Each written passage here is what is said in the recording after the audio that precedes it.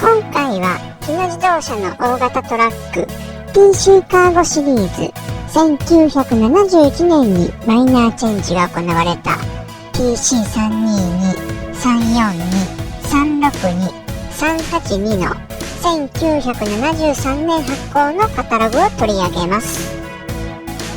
1959年3月、日本初のキャブオーバー型及び前輪二軸トラック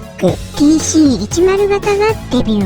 マイナーチェンジやロングホイールベース化などラインナップを増やし、1969年に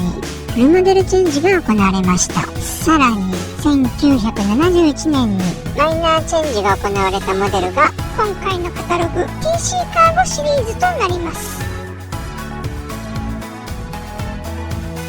前輪二軸トラック TC カーゴシリーズ、新エンジン260馬力を搭載し、走行性能が大きく飛躍。パワーのある11トン積みから12トン積みまで4車種が登場しました。長時間の運転を考えられたゆとりのあるキャビン、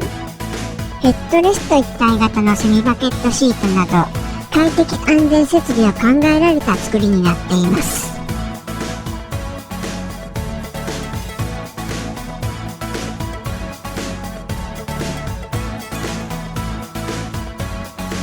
理想的な荷重配分の前輪二軸、同じ方向に連動するパワーステアリングの採用で機動力に優れています。理想的な前輪二軸構造の頑丈なアスクルなど頑強な骨組み、豪快なパワーを秘めるワンアップ赤いエンジン ED100、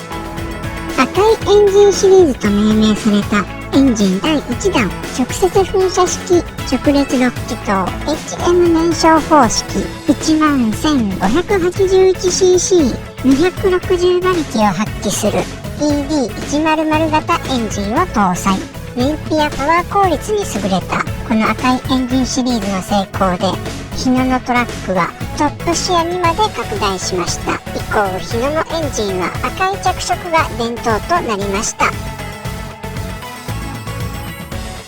TC シリーズは1981年に校内専用車など以外は生産終了となりました。